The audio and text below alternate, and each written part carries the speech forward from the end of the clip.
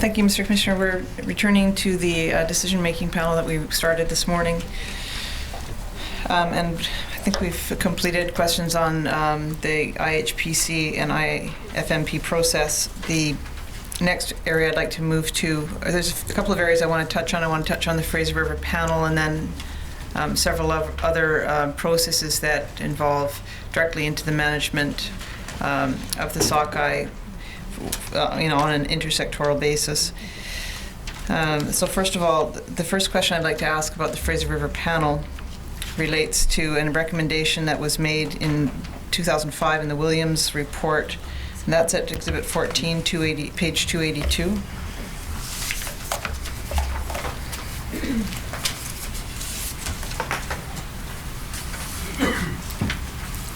And the recommendation is number 44. It identifies that the PSC, the Fraser River panel, is the critical link in management of Fraser River sockeye. The Canadian consultative and management structures for all fisheries impacting on Fraser sockeye should be integrated with the Canadian section of the Fraser River panel. In particular, First Nations consultative processes must be fully engaged with that process. As I understand it, since 2005, there have been no changes to the participation of First Nations at the Fraser River panel level. Can you comment on that, Dr. Christensen? Certainly I can. I think of course, under the treaty, we're only entitled to so many seats, and in fact, the number of representatives from each interest is a tricky one. I would point out, for example, the recreational sector has only one member on the panel, and has felt somewhat aggrieved by that, but accepts that it's been necessary in the context that, in particular, the commercial fisheries, there's a variety of gear types and areas involved. There's a need for representation, wider representation, and then, of course, it's important to have First Nations representation. I did want to say that I don't read the recommendation 44 as, in fact, speaking to the issue of how many First Nations representatives are on the Fraser panel. And I say that as someone who held the pen while that recommendation was being formed. Indeed, if you read it, it says must be fully engaged with the process. Our concern was not about the number of people on the Fraser River panel. It was in making certain that the variety of First Nations processes that relate to interest in Fraser sockeye had their interests integrated into the work of the panel, and that wasn't. In fact, I think we carefully avoided speaking to the question of how many people should represent each interest. Okay. Mr. Matthew, from your perspective, has there been an adequate engagement of First Nations at the Fraser River panel level? In my view, no, there has not. There's never been, I guess, any formal process from the Fraser panel and First Nations to describe or agree on what fully engaged means to us, and so, there hasn't been that sort of agreement or that definition. So that in itself is a problem.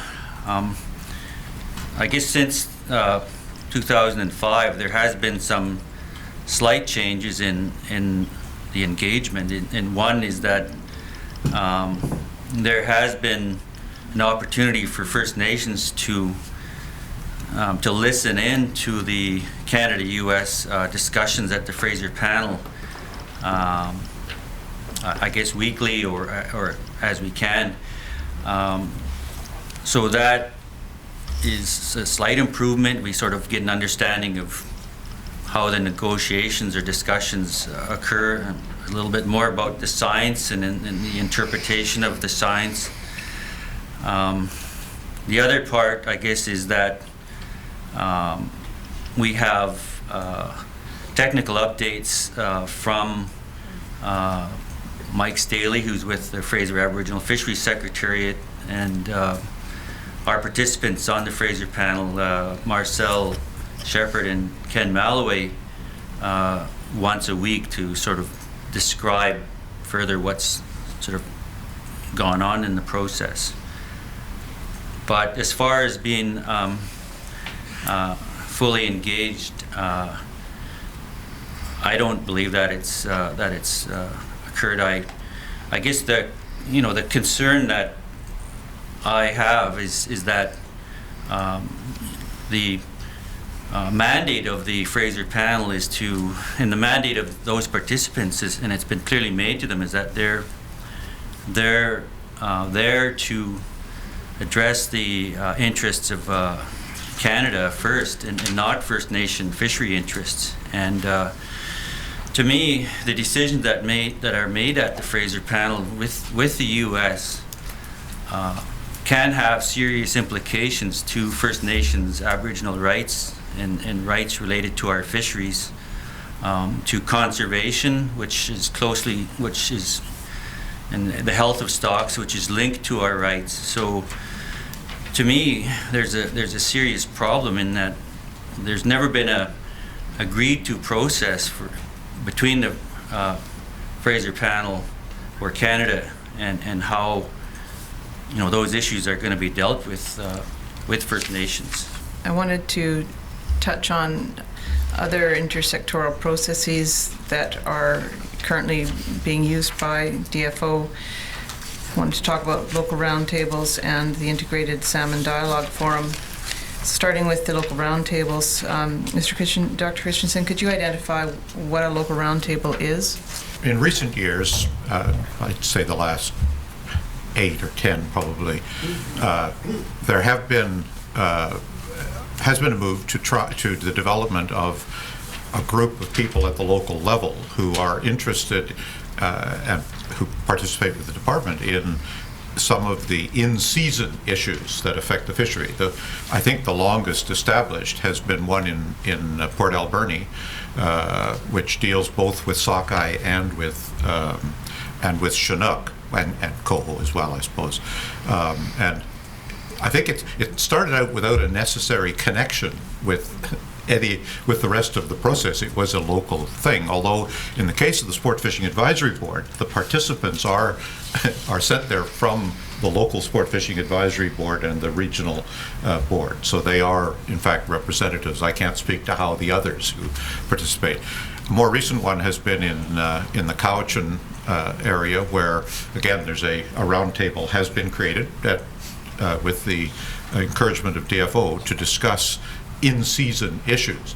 What isn't clear, frankly, is how that process links to the IHPC and to the broader planning process. And it's an issue which has been raised at the Integrated Harvest Planning Committee, has led to the formation of a subcommittee of the IHPC, which has spent some time looking at this issue and trying to work out how one might ensure that the terms of reference for these entities were consistent with one another, and to try and clarify how they relate to the larger fisheries management issues. And is the Fraser Salmon Table a local roundtable that relates to Fraser River sockeye? No, the Fraser Salmon Table is not a local roundtable. It is a private society.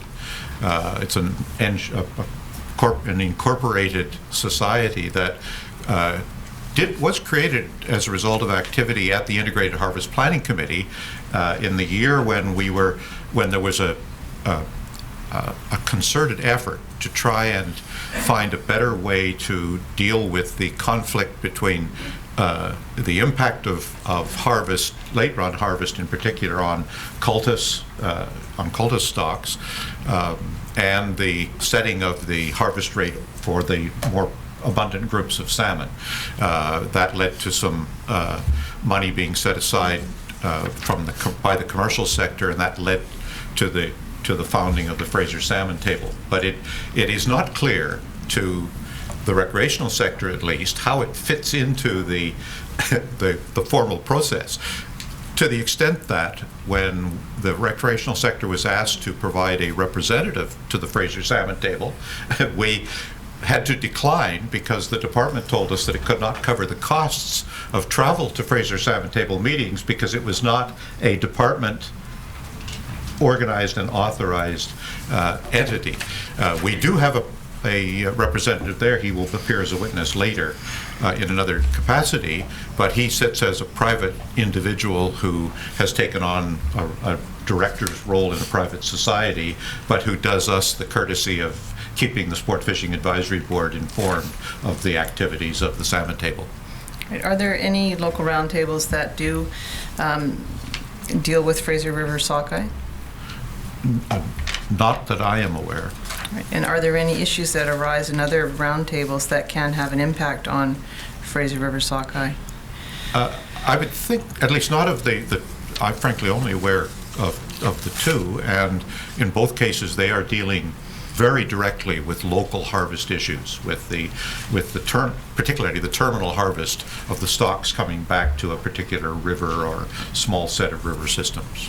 Right. And Mr. Matthew, are you aware of any roundtables in the interior? No. Mr. Sato, have you got anything to add in terms of roundtables that do deal with Fraser River sockeye, if there are any, and how such processes link back into the IHPC process? I'm not aware of any round tables, and like Dr. Christensen, I believe that the only two processes that are called round tables are the Cowichan and Port Alberni. There is a West Coast Aquatic, and I think that's considered a round table process, but to be quite candid with you, I'm not certain. But none of those round tables concern themselves with Fraser River sockeye issues. Moving then to the Integrated Salmon Dialogue Forum, Mr. Sato, can you identify what that is? This process officially took flight in around January, I believe, 2007, and this process represents, in my opinion, in my view, a genuine effort on the part of DFO to address a piece of unfinished business from the 2007 IDR report for improved decision-making in the Pacific salmon fishery. And that is to develop in order for a fully integrated salmon fishery to be successful, there needs to be a forum that deals with broad public policy issues. The ISDF process itself has a framework which I consider to be essentially a terms of reference, and that framework it was accepted from as an outcome, I guess, of a series of meetings with respect to what sort of business it should be involved in and how it should go about conducting itself and all those necessary parts of a fully integrated process. And in the final analysis, there was the framework itself was accepted by virtually all the participants that had a stake in the salmon fishery that were invited to join in the process.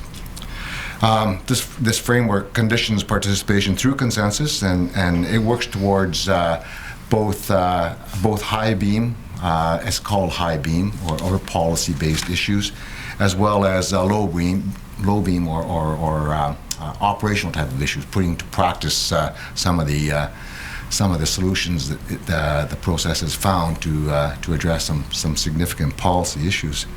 I personally have been participating in the process ever since I was invited, which is right from the beginning, and I continue to do so largely because I support its goals and objectives and principles that it's founded upon. Who is invited to participate in this forum? Actually, there was a broad general invitation was extended to people, and they were perhaps I would describe as people that could contribute positively towards the outcome, coming from the recreational, the commercial, First Nations, environmental, the province of British Columbia, and the Department of Fisheries. Is it the same group that appears at the IHPC? No, no. There are quite a number of individuals that actually belong to both processes, but they're not the same. In fact, the membership or the composition of the Integrated Salmon Dialogue Forum has evolved over time. There are some, I think on a periodic basis, on a regularized basis, there's a process called widening the circle where invitations are extended to quite a broad number of representatives and opinion leaders, significant opinion leaders within all of the communities and constituencies that are asked to, invited and asked to meet and to discuss issues that appear to be of relevance and are in the public policy domain. The activity that are currently being undertaken by this dialogue forum, one was a monitoring and compliance panel, one is a governance model, and one is a alternative justice peacemaker panel. Is that correct, or is there more being worked on by this forum? Well, though all of those activities are captured within a process called the Monitoring and Compliance Panel. There's a fourth area of activity that is also within that suite of activity, and that is basically the communications to ensure that, or to work towards addressing areas where there are misunderstandings or misperceptions with respect to as an example, there is an interest in developing a communications tool or instrument with respect to explaining how creel surveys are estimated, or how the recreational fishery catches are actually estimated, to provide the public with the sort of information that's required to better understand how a creel survey actually takes place. So that's another area of activity as well. And Dr. Christensen, you've also been involved in this forum, have you? Yes, I have. I was a participant from the beginning, or invited to participate. In my case, I frankly declined to participate unless the invitation was made to the Sport Fishing Advisory Board, because we believe that the process works best when the board assigns people to particular tasks that affect the interest of the recreational sector, as opposed to having other interests decide who should represent the recreational sector. So that invitation was issued. I have attended most of the meetings, as have several of my colleagues. I'm not sure that I share respectfully Mr. Sato's view of the Integrated Salmon Dialogue Forum. My understanding when it was created was not that it was being created as some kind of alternative policy forum. Indeed, it had a narrower perspective. It was to try and deal with the issue of how to better ensure that First Nations were brought into the management process for the Fraser River. And frankly, I think that perspective has somewhat been lost as various people have arrived and the desire to grow it in other directions took place. The Monitoring and Compliance Panel has been the one kind of concrete result, in the sense that it has done good work in trying to bring together all of the participants in harvest and others to come to better understand how monitoring takes place, what the compliance rates are, to understand the different measures that are needed in different fisheries, and to ensure there's some level of public trust around that process. And I think that's positive. On the governance side, though, and I've been directly involved in that, again, the primary beginning of the governance work was to try and develop, using Chinook, southern Chinook as an example, a better way to create harvest plans and conservation plans for Chinook salmon. That's kind of morphed into a search for broader policy, overarching policy objectives. And frankly, my concern about viewing this as a replacement for or a surrogate for the IDRC recommendation is that this process has no discipline. It has no formal process that I'm aware for representation being appropriate to the different interests. It meets sporadically. It it hasn't followed. It hasn't attempted, apart from monitoring and compliance, to achieve much in a direct way. And I think that's unfortunate, but frankly, my instructions from my sector are that to make clear that we attend it because we can't afford not to be there. But frankly, we don't feel that much is being gained by attendance and participation in that particular process. I understand you're not a participant in this process, is that correct? I am not. Was the Shuswap First Nation invited to attend? We were. And does somebody else from your organization attend? No. Why not? I guess similar to what others are saying, the sort of the mandate and the accountability to the ISDF is not clear to us. I mean, they might come up with recommendations or do pilot projects, but in terms of being accountable to DFO or the First Nations that are there, being accountable to other First Nations, that's not clear to us. And then I guess lastly, if it was developed to deal with First Nations interests in management, for us, I mentioned earlier, we would prefer to deal with DFO on a bilateral government-to-government basis, and this is not. And I guess I just see, from recent experience that, that there's a lot of redundancy between what they're trying to do and what DFO is doing. The monitoring and compliance. DFO has a similar initiative or subcommittee within DFO. The ISDF does, and First Nations also had a workshop on monitoring and compliance from some of their processes. So, to me, there seems to be a fair bit of redundancy with, who's actually taking on these tasks, and I guess, some of the projects that they're doing might be interesting, but there's no clear understanding of how the recommendations that might come out of those would be implemented if for instance, DFO or First Nations are not, clearly, there's no clear responsibility to either side. Integrated Salmon Dialogue Forum linked to the IHPC process in any formal way? Maybe I'll just ask Mr. Sato. Or if somebody else is better suited, whoever. Well, I mean, I can take a first run at it, and that the short answer is no. There is no formal or direct linkage to the IHPC.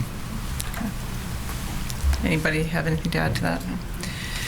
And I flagged earlier this morning that I was going to come back to a recommendation that was made in the... Can I just, before you go to that, maybe it's Dr. Christensen, I just wanted to understand, you made reference, I think you said the IDRC recommendation. Is that what you said? Yes, the Institute for I may have got the acronym. The the Institute for Dispute Resolution recommendation, or sometimes known as the Owen report, that led to the original creation of the Integrated Harvest Planning Committee. This was the recommendation that we went to earlier today. Right. I was just going to go back to that one. I want to make sure I understood which one you're referring to. And the other point is, I think you mentioned that, Dr. Christensen, you talked about this being harvest focused. But was that the original intent, or does it engage in policy level discussions apart from harvest issues?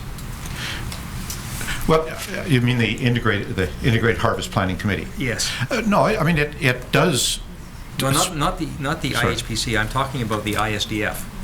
Oh, the Integrated Salmon. We're drowning in acronyms. Yes, yes. The Integrated Salmon Dialogue Forum, in a sense, talks about anything it wants to, and it has. I mean, I don't want to sound like it hasn't been a useful exercise. It has. It's, in my view, its major contribution was in providing a place that people could sit and talk without threat to others. I've developed some important understandings of the interests of First Nations in the room, for example, by being able to talk about issues in a forum where we weren't making decisions and therefore no one was at risk. But by its very nature, that kind of a forum, it's hard, it seems to me, to move from there to any concrete activity, like, reaching a policy recommendation on something, that sort of thing. And so we've been trying to work it in that direction. But it's, I think I say not that hasn't been useful. It has been somewhat frustrating, particularly for those of us who are probably have not yet learned to say no, and so are participating in far too many things. No, I understand that, but to the extent that you've had those kinds of discussions, or however you want to characterize what goes on there, have they been focused on harvest issues or on a wide array of issues? I'd have to say mostly focused on harvest and conservation. I mean, the two can't be separated. I mean, you can't talk about catching fish unless you're talking about ensuring adequate escapement, providing for First Nations priority, and deciding what the rest of us will get to catch. And so probably the best example is the monitoring and compliance panel, which started out by inviting members of each of the sectors out onto the Fraser to watch fisheries taking place, so that all fisheries, so that people could get back together again and discuss whether we really should be throwing stones at each other, but what we perceive to be the weaknesses of others, and then go on to work up recommendations that might help to both ensure better monitoring and to reduce the suspicion that inevitably has existed between the sectors. Thank you. Thank you. Then the forum, the recommendations that we looked at earlier today that are in Exhibit 14 at page 164, and that is recommendation number 6 on that page 164. Right. And this is the establishment of a policy advisory committee. And my question to you is, does this ISDF, this Integrated Salmon Dialogue Forum, fulfill the policy body that was contemplated in recommendation number 6? And I'll start with you, Mr. Christensen. In my opinion, it does not. And what's the main reason why it does not? Well, as I think I said earlier in my testimony, given that it's an entity that exists by kind of sort of invitation or wander into the room, there is no formal process in place to ensure that people there are there representing particular interests or groups of interests, and there's no agenda in the sense of the group deciding which policy issues it ought to be pursuing. I don't think it fulfills any of the roles that were perceived by Stephen Owen in this case, and which we discussed in the Shamood-led inquiry later. And I gave an example earlier. In Stephen Owen's report, I could refer you to the page, he talks about the issue of individual vessel quotas as a key policy issue that needed to be discussed. We've now moved into the wholesale development of individual vessel quotas, proposals to move them on to salmon, and that discussion has never taken place in any organized, coherent way that would certainly lead my sector to feel that its interests had been heard, whether or not they were agreed to. All right. And Mr. Sato, do you have anything to add to that? To conclude that there is no magic formula. We have not the process, and to the credit of the department's efforts has been significant in this area, but it hasn't come up with the magic formula, so to speak. But I think that I hope that there will continue to be a lot of work toward that effort there, and I might not be explaining all of the background and the objectives and the purposes that Glenn Sigurdsson and Barry Stewart and company were attempting to work towards, and I may not be the best person to describe exactly how much progress they feel has been made, but by my own personal opinion, it's easier to conceive the jump from where they are to a more formalized, institutionalized policy forum than anything else I've seen. Right. And Mr. Matthew, do you have any perspective on this? I guess the way it started with there were only select few First Nations invited to attend, and I don't know on what basis they selected those individuals, and then later on they tried to, widen the circle. But I guess overall, I don't see the ISDF as a place for First Nations to address policy issues. I believe that's a place for First Nations and DFO to discuss that in a bilateral sense. Thank you. And today we have talked about the Integrated Harvest Planning Committee. We spent a lot of time on that. We've talked a little bit about the Fraser River panel, touched on the local roundtables, and looked at the Integrated Salmon Dialogue Forum. Is there a different system that would be that would serve the sectors better in engaging in intersectoral decision-making and advice-giving to fisheries and oceans in their management decision-making process? I guess I could start with you, Mr. Sato. Should we continue to work with the systems we have, or is it time to look at something different? Is it time to do something different? I think what everyone has been working towards right now is ask that question.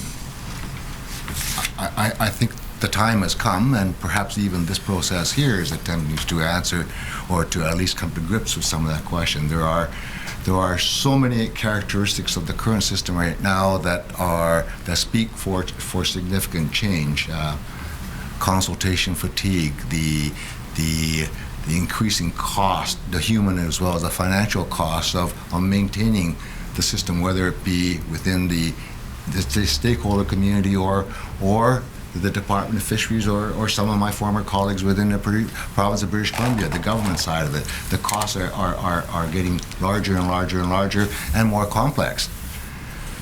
The concern that I would have is that unless there is a very, very extensive and full discussion and a review of perhaps some of the recommendations put forward in the 2000 IDRC report, and saying we're going to work towards a specific outcome, the concern that I would have is that we would be dismantling all those good things that actually are taking place now. And I'd be concerned about the unintended or collateral damage with respect to just burning everything to the ground and starting all over again. So as usual, as I often do, I guess I'm going to give you that ambiguous an answer in the same sense that there is a need, but we need to be so careful in proceeding how we go about examining and making those changes, because the changes are so critical, not just to the resource, but to all those people that depend upon it. Mr. Christensen? Yeah, I mean, I wish I could give you the magic bullet to all these problems, but I think that the thing that needs to be kept in mind is that the Department of Fisheries and Oceans deserves a gold star for being probably the most consultative department of government in this entire country. I'm not aware of any department of government, federal or provincial, that spends as much time trying to understand the needs of its constituents. And so I agree with Wayne that I would not want to see this commission do anything that would undermine the good work that the department has done. Now, can things be improved? Of course. I mean, I think we're all troubled by the issue Wayne has raised, the demands on individuals. The Sport Fishing Advisory Board has had the good fortune to have the department having agreed in principle from the beginning that it would cover the out-of-pocket expenses of people who participate in the process. That has not been true necessarily for other sectors. The commercial sector, for example, was, except for the Integrated Harvest Planning Committee, is usually expected to cover its own expenses, the belief being that, look, it's the people you're representing make their money from catching fish, and so therefore they should pay their own expenses when they participate in the process. I happen to think that's not fair, and I argued that strongly in the creation of the Integrated Harvest Planning Committee, because I felt that it was better that all people in the room were there on the same basis, as opposed to some being there with their expenses paid out of government funds, others there paying it out of their own pocket or being expected to collect it from their colleagues. But the other thing to keep in mind here is that while I happen to think that the IHPC process is working well now, except for the way in which First Nations interests come to it. And if that problem could be solved, I think it would work extremely well. But the other side of this is to keep in mind is that we're just talking about salmon here, and in particular Fraser River salmon. There are a whole series of other processes, advisory and consultative processes going on in DFO related to other species.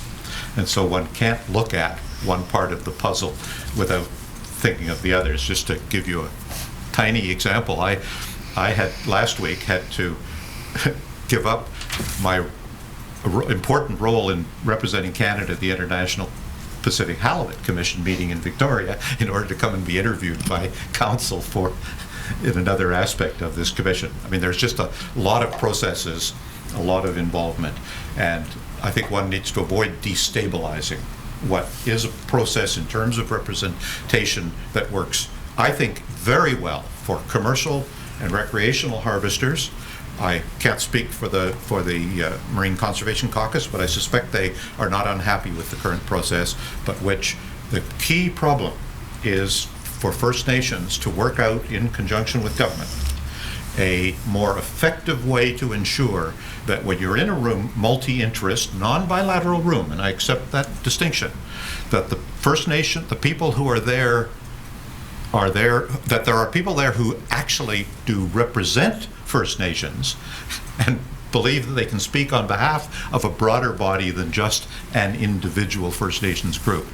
And if this commission could give advice with respect to that, I think that would be a very positive outcome of your activity. Mr. Matthew? I won't say that the whole system has to be dismantled, but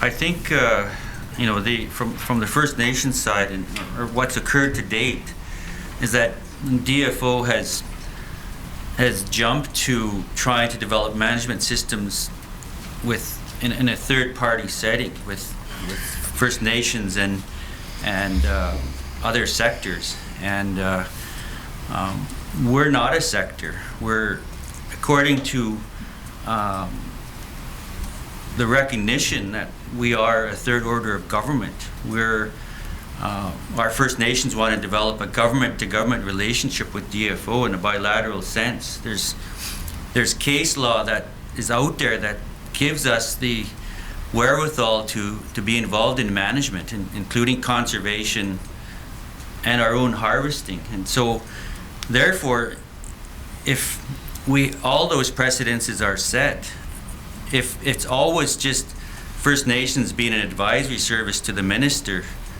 with no authority, that's one of the key problems that First Nations sees, that if all these processes like the IHPC and others that DFO has formed simply advise the minister, and he makes decisions without necessarily having to justify how he's incorporating First Nations interests and our rights into his decision, that's a serious problem for First Nations to engage in. And so to me, DFO has to develop systems and procedures within the Fraser panel and others that accommodate First Nations interest around conservation and harvest first. Then you go and take those decisions and you implement them in your other processes. And commercial, recreational, fisheries have to accommodate, DFO has to find ways to accommodate our interests in those other processes as per the priority in Sparrow and other case law and the Constitution. So that's my take on that. Mr. Commissioner, those are the end of my questions, and it's 4 o'clock, and I know that you can't sit late today. It looks like we've probably got an hour and a half of cross-examination for these witnesses. Tomorrow we have some constraints because Dr. Riddle can only come tomorrow this week, and Mr. Whitehouse has come down from Kamloops for tomorrow's testimony as well. So I I don't know if we can put together a solution right here on my feet. I think I'll need to talk to the witnesses and see what their availability is. I don't know if tomorrow we have any possibility for extended hours. I don't know. I thought at one time we had thought there might be a possibility of sitting until 5 on the 2nd of February, but I could be wrong. I can certainly let you know tonight. I just don't recall, Ms. Okay. Baker. I'm sorry. I apologize. I don't know that I checked that, but Okay. I'd have to check and let you know. All right. So I think I'll talk to, if my colleagues could stick around and just talk to me about timing issues, that might be helpful, and if the witnesses could stay as well. I'll try and talk to them after we shut down for today, and then I'll send out an email on a suggestion for where we go from here. All right. Thank you. Thank you very much. Hearing is now adjourned until 10 a.m. tomorrow morning.